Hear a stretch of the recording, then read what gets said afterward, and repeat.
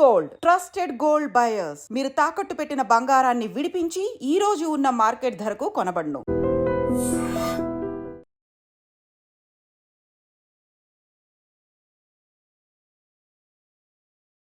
Hello, hi, నమస్తే, welcome back to iDream media. ఈరోజు మనతో ఉన్నారు family counsellor, motivational speaker, public speaker అయిన రజనీ రమ గారు. అయితే ఎల్బీ నగర్లోని సింహపురి కాలనీలో ఒక వివాహిత ఆత్మహత్య రకరకాల సందేహాలైతే మనకి తీసుకొస్తూ ఉందని చెప్పొచ్చు. ఏంటి అంటే వాళ్ళ తల్లిదండ్రులు, ఆ భర్త, అత్త, వాళ్ళ మరిది కలిసి ఆమెను హత్య చేశారు అని చెప్పేసి అయితే కొన్ని స్టేట్మెంట్స్ ఇవ్వడం జరిగింది. అయితే ఈ కేసు ఏ విధంగా ఉంది అనేది ఒక వ్యూ తీసుకుందాం. నమస్కారం అక్క. నమస్తే.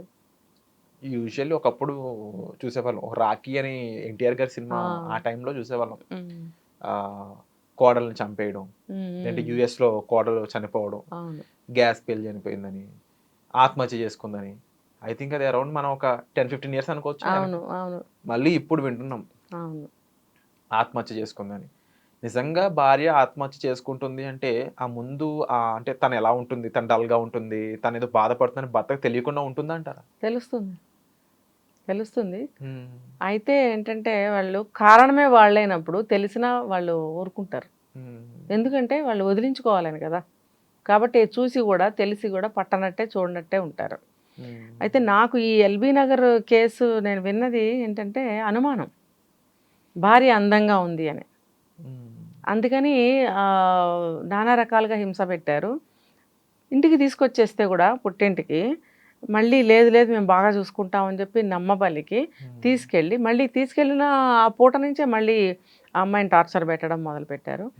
సో ఆ అమ్మాయి ఆత్మహత్య చేసుకుంది అని చెప్పి న్యూస్ విన్నాం. అయితే వీళ్ళకి అసలు లైఫ్ గురించి అర్థం కావట్లేదు. అంత అనుమానం పెట్టుకున్నవాడు అందగత్తెల్ని చేసుకోకండి. ఎందుకు చేసుకోవడం? మళ్ళీ అందగత్తెలు కావాలి, మళ్ళీ వాళ్ళ మీద అనుమానాలు. అంటే వాళ్ళ వాళ్ళ వాళ్ళ బుద్ధి, వాళ్ళ వ్యక్తిత్వం వాళ్ళకే తెలియాలి. అంటే వాళ్ళ తల్లిదండ్రులు కూడా కొన్ని ఇంటర్వ్యూలో చెప్తుంది ఏంటంటే ఆ అమ్మాయి ఫోన్ చెక్ చేసే విధానం కానీ, లేకపోతే కనీసం వాళ్ళ తల్లితో తండ్రితో మాట్లాడుతున్నా సరే వచ్చి మధ్యలో ఫోన్ తీసుకునే విధానం ఈ అమ్మాయి తీసుకోలేకపోయిందని కొన్ని. అండ్ అంతేకాకుండా బయటికి వెళ్తున్నా సరే అంటే తను కొట్టిన విధానం కొన్ని ఉన్నాయని చెప్పేసి వాళ్ళు చెప్తా ఉన్నారు. ఇవి ఎంతవరకు ఒక అమ్మాయి తీసుకోగలదు? అసలు ఇలాంటి విషయాలు జరుగుతున్నప్పుడు అమ్మాయి మనోభావాలు ఏ విధంగా ఉంటాయి చెప్తారు? అసలు ఆడపిల్లలు చాలా బెంగ పెట్టుకుంటారండి. అసలు వాళ్ళు దాన్ని తీసుకోలేకపోతారు. ఎట్లా పేరెంట్స్కి చెప్పాలి, తను ఎట్లా రిసీవ్ చేసుకోవాలి, దాన్ని ఎలా క్రాస్ చేయాలి, ఎలా ఎదుర్కోవాలి అనేది అసలు అర్థం కాదు పరిస్థితి. అంటే కొంతమంది రఫ్ అండ్ టఫ్గా ఉండేవాళ్ళు, తెలివిగా దూసుకెళ్ళేవాళ్ళు, రెక్లెస్గా పోనీ ఉంటే ఉంది పోతే పోయింది అనుకునే వాళ్ళకి పెద్ద సమస్య ఉండదు. కానీ ఒక హోమ్లీగా పెరిగిన అమ్మాయిలు, పెద్దవాళ్ళకి భయపడేవాళ్ళు, పెళ్ళికి భయపడేవాళ్ళు, సొసైటీకి భయపడేవాళ్ళు అంత త్వరగా కూడా బయటపడలేరు. లోపలే బాధపడుతూ ఉంటారు. వాళ్ళ పుట్టింటి వాళ్ళకి చెప్పాలన్నా కూడా తొందరపడి చెప్పరు. సో అలాంటి సమయాల్లో కూడా కొంచెం లేట్ అవుతూ ఉంటుంది ఇలాంటి విషయాలు బయటకు రావటానికి. సో ఈ అమ్మాయి పాపం చాలా బాధపడింది. అలా ఏదో వీడియోస్ కూడా ఏదో పంపించింది అని అన్నారు కదా. నాకు సరైన ఇన్ఫర్మేషన్ నాకు రాలేదు.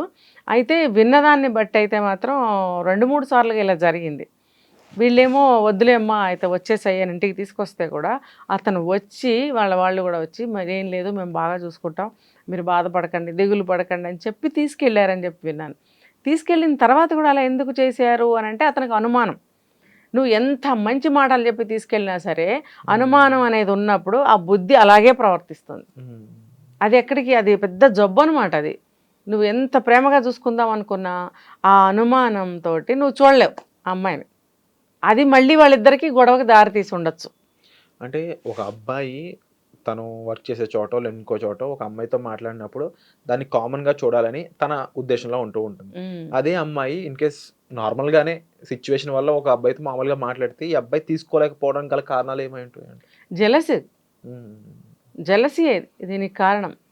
ఆ జెలసీయే తర్వాత అనుమానానికి దారితీస్తుంది. ఫస్ట్ ఏమో పెద్ద స్పోర్టివ్గా పర్వాలేదు లేనట్టు వదిలిపెడతాడు.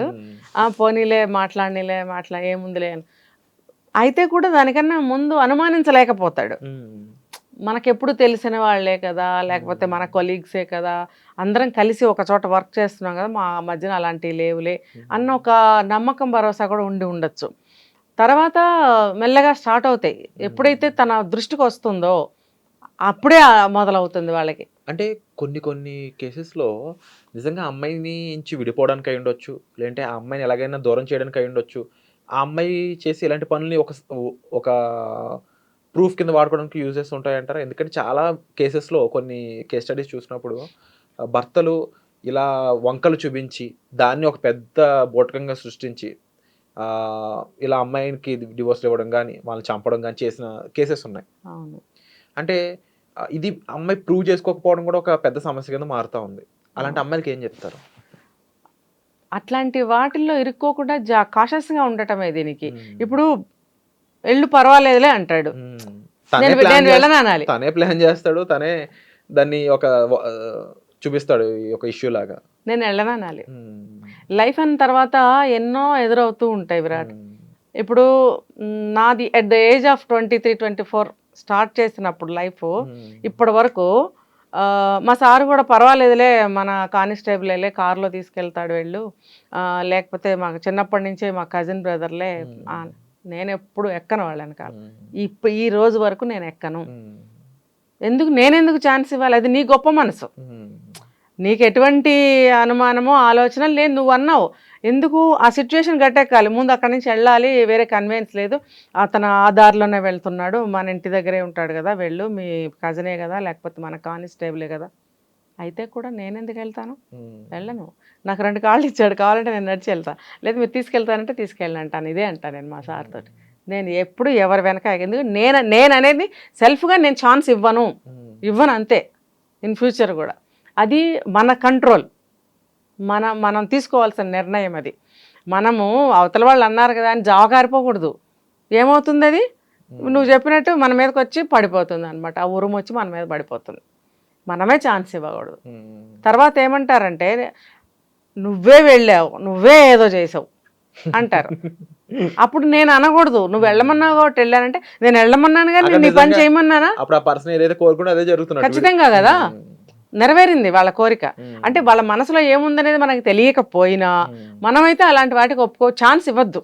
ఎందుకంటే ఇప్పుడుకున్న సమాజంలో మగాడు అనేవాడికి కాస్త ఎక్కువ పాసిబిలిటీస్ ఉన్నాయని హ్మ్. తెలుస్తా ఉంది. హ్మ్. ఎందుకంటే ఒక అమ్మాయి విడిపోతే ఆ అమ్మాయి లైఫ్ ఏమైపోయింది? ఆ అమ్మాయి హ్మ్. పరిస్థితి ఏమైపోయింది? అని చూసేవాళ్ళే తప్ప, అదే అవును. మగాడికైతే ఇంకోటి చేసుకుంటాడు అన్నట్టు అయిపోయింది. కానీ భర్తే విలన్‌లుగా మారుతున్న చాలా మంది హ్మ్. మహిళలకి ఉన్నారు. ఇలాంటి విషయాలు తెలియకపోవడం కూడా వాళ్ళు నష్టాల్లోకి పోవడం కారణం అవుతా ఉంటుందన్నమాట. అవునవును. ము కాషస్‌గా ఉండాలి. హ్మ్. చాలా అంటే చాలా కాషస్‌గా ఉండాలి. ముఖ్యంగా ఈ కేస్‌లో విషయాన్ని తీసుకొస్తే ఇది హత్య అని చెప్పేసి వాళ్ళ తల్లిదండ్రులు చెప్పడం అవును. పోలీసులు కొన్ని ప్రూఫ్స్ కోసం అయితే చూస్తా ఉన్నారు. బట్ చూడడానికి చాలా ప్రాపర్‌గా తనే ఆత్మహత్య చేసుకునే విధంగా కనిపిస్తున్న అవునవును. అమ్మాయి ఎంత కాదనుకున్న తన తల్లిదండ్రులకో, భర్తకో ఖచ్చితంగా షేర్ చేసుకునే ఛాన్స్ ఉంటూ ఉంటుంది అవును. కదా! అలాంటి అమ్మాయిలకి ఏం చెప్తారు? షేర్ చెయ్యాలి. హ్మ్. తెలియజేయాలి. ఇలాంటిది ఏదన్నా తేడాలు జరుగుతున్నప్పుడు తెలియపరచటం అనేది ప్రికాషన్. హ్మ్. కాషన్ కూడా. లేకపోతే ఎవరికి తెలుస్తుంది? నువ్వేం పడుతున్నావు మాకేం తెలుసు? వండుకుంటున్నాం, తింటున్నాం, బయటకు పనుంటే తాళాలు పెట్టుకుంటున్నాం, వెళ్తున్నాం. ఇప్పుడు ఈ రోజుల్లో ఎవరి గురించి ఎవరు పట్టించుకునేంత తీరిక ఉంది, ఇంట్రెస్ట్ ఉంది. ఎవరికి వాళ్ళే వాళ్ళ పనులు, వాళ్ళు తలుపులేసుకొని కూర్చునే రోజులు. హ్మ్. అలాంటప్పుడు ఎవరు పట్టించుకోరు. నువ్వు కనీసం తల్లిదండ్రులకైనా చెప్పాలి. కొంతమంది తల్లిదండ్రులకి ఎందుకులే ఇబ్బంది అని అనుకుంటారు. అనుకున్నప్పుడు ఏం చేయాలి? ఇన్ఫర్మేషన్ అయితే ఇవ్వాలి. హ్మ్. ఇన్ఫర్మేషన్ ఖచ్చితంగా ఇవ్వాలి. కానీ వాళ్ళ మీద ఆ బర్డెన్ పెట్టకుండా నువ్వు తెలివిగా బ్రతకటం అనేది నేర్చుకో. ట్రూ. అది ఏంటి నువ్వు ఇస్తుంది అక్కడ సాక్ష్యం ఇస్తున్నావు. ఒక హ్మ్. ఇన్ఫర్మేషన్ పెడుతున్నావు అక్కడ మెసేజ్ పెట్టు. ఫర్దర్‌గా ఇక్కడ ఏదన్నా అయితే అవి పనికొస్తాయి ఆ సాక్ష్యాలు. అంత మాత్రం చేత నీ బరువులన్నీ తీసుకెళ్ళి అక్కడ పడేయమని కాదు. తల్లిదండ్రులు కూడా వచ్చేయమ్మా ఇక్కడ మా మీద పడేయని అనడము కాదు. తెలియచేయటం అనేది ఒక మా ఫస్ట్ ఎయిడ్ లాంటిది. అది తెలియపరిచే ఇన్ఫర్మేషన్ అక్కడ పెట్టండి. ఇక్కడ ఏదన్నా అయితే అవి పనికొస్తాయి. తర్వాత ఇక్కడ కూడా ఏమి అవ్వకుండా నువ్వు జాగ్రత్తగా, ధైర్యంగా, తెలివితేటలుగా, టాలెంటెడ్‌గా ముందుకెళ్ళటానికి నువ్వు స్కిల్స్ నేర్చుకోవాలి. ఇప్పుడు ప్రతి అమ్మాయి అయినా, అబ్బాయి అయినా సరే వాళ్ళకి ఉద్యోగంలో గానీ, మ్యారిటల్ లైఫ్‌లో గానీ, సొసైటీలో బ్రతకడానికి గానీ కొన్ని స్కిల్స్ నేర్చుకోవాలి. ఆ కమ్యూనికేషన్ స్కిల్స్ అనేవి చాలా అవసరము. ఇంకా తప్పకుండా. వేరే వేరే స్కిల్స్ కూడా చాలా ఉన్నాయి. అవన్నీ నేర్చుకోవాలి. లైఫ్‌కి అవన్నీ అవసరం. ఏదో చదివేసాం, ఉద్యోగం వచ్చేసింది, సంపాదిస్తున్నాం. ఒక అబ్బాయిని చూసారు, పెళ్లి చేసారు, పిల్లలు పుట్టేసారు. బానే ఉంది. ఒక 5 ఏళ్ళు, 10 ఏళ్ళు. తర్వాత ఏదైనా రావచ్చు, రాకపోవచ్చు తేడా. ట్రూ. రాలేదంటే ఫైన్. వెళ్ళనుకోండి, వచ్చిందంటే పరిస్థితి ఏంటి? శుద్ధ మొద్దు బడుద్దాయిలాగా నువ్వు ఇట్లా కూర్చుంటావు ఇంట్లో, నీకేం తెలీదు, ఉంటే ఉంటారు తల్లిదండ్రులు, ఆ టైంకి కాలం చేస్తే చేయొచ్చు, అప్పుడు నిన్ను ఎవరు రక్షిస్తారు? అబ్బాయికైనా చెప్తున్నా ఇది, అబ్బాయిలు కూడా అమాయకంగా ఉండే అబ్బాయిలు ఉన్నారు. ఇప్పుడు భార్య బాధితులు అని చెప్పుకుంటున్నారు కదా, అబ్బాయిల్లోనే ఉన్నారు. సరే ఆ టైంకి తగ్గట్టు ఆ జ్ఞానంతో ఖచ్చితంగా కావాలి. ఉండాలి. ఎందుకంటే అమ్మాయిలు అయి ఉండొచ్చు, అమ్మాయిల తల్లిదండ్రులు అయి ఉండొచ్చు. ఫ్యామిలీ కౌన్సిలర్స్ని మీట్ అవ్వండి. అసలు ఏం జరుగుతుంది మీ యొక్క అంటే ప్రాబ్లమ్ని వివరించినట్లయితే వాళ్ళ ఎక్స్పీరియన్స్తో వాళ్ళు ట్యాకిల్ చేసిన ఎన్నో కేస్ స్టడీస్తో మీకు మంచి సొల్యూషన్ ఇవ్వడానికి ఒక స్కోప్ ఉంటుంది. మీకు నెంబర్స్ కూడా ఇక్కడ డిస్ప్లే అవుతూ ఉంటాయి ఈ వీడియోలో. మీరు తప్పకుండా ఇలాంటి ప్రాబ్లమ్స్లో ఉన్నారు, లైఫ్ ప్రాబ్లం అంటే మాత్రం తప్పకుండా ఒక ఫ్యామిలీ కౌన్సిలర్ని సంప్రదించండి, సరైన సొల్యూషన్ తీసుకోండి. ఇది మంచి సలహా ఇచ్చావు. అది ఖచ్చితంగా ముందు మీరు తెలుసుకోండి. నేను ఒక సమస్యలో ఉన్నాను, నేను బయటపడగలనా, ఎలా బయటపడచ్చు, కనీసం అడిగి తెలుసుకోండి. నువ్వు కౌన్సిలింగ్ తీసుకుంటావా లేదా తర్వాత డిసిషన్ నీది. ముందైతే ఈ విషయం తెలుసుకుంటే ఏమవుతుందంటే మనసు కొంచెం తేలిక పడుతుంది, నెక్స్ట్ ధైర్యం వస్తుంది. ఇప్పుడు మొన్ననే ఒక అబ్బాయి ఫోన్ చేశాడు, భార్యతో నానా రకాలుగా బాధలు పడుతున్నాడు. అంటే అతను నాకు ఎన్నోసార్లు చనిపోవాలనిపించింది, చనిపోవాలనుకున్న సమయంలో నాకు మీ ఇంటర్వ్యూ కనపడింది, నేను వెంటనే కాల్ చేస్తున్నానని. మరి అతను సేవ్ అయినట్టే కదా, తర్వాత ఏం చేయాలనేది మెల్లగా ఆలోచిద్దాం. ఇలా నాకు చాలా కాల్స్ వస్తూ ఉంటాయి. కాబట్టి ముందు మీరు తీసుకున్నా తీసుకోకపోయినా ఒక సలహా అయితే తీసుకోండి, అది చాలా ఉపయోగపడుతుంది. Definitely thank you for providing such information. నిజంగా ప్రస్తుతం ఉన్నటువంటి సమాజం దేనికి ప్రయారిటీ ఇస్తుంది? ఆర్థిక సంబంధాల చుట్టూ మాత్రమే తిరుగుతోంది. మళ్ళీ ఎన్నికలంగానే చాలా విరక్తి కలుగుతాను. మంచి అనిపిస్తుంది కదా, లేడీస్ కూడా ఛాలెంజింగ్ జాబ్స్ చేసినప్పుడు చాలా బాగుంటది. ట్రాఫిక్ అసిస్టెంట్స్ గా నియమించిన ట్రాన్స్జెండర్స్ అందరితో సాల్యూట్ చేయించుకుంటున్నారు. ఫుడ్ డెలివరీ ఇవ్వటానికి వెళ్ళినటువంటి డెలివరీ బాయ్ అనిల్ పై కళ్ళ ముందు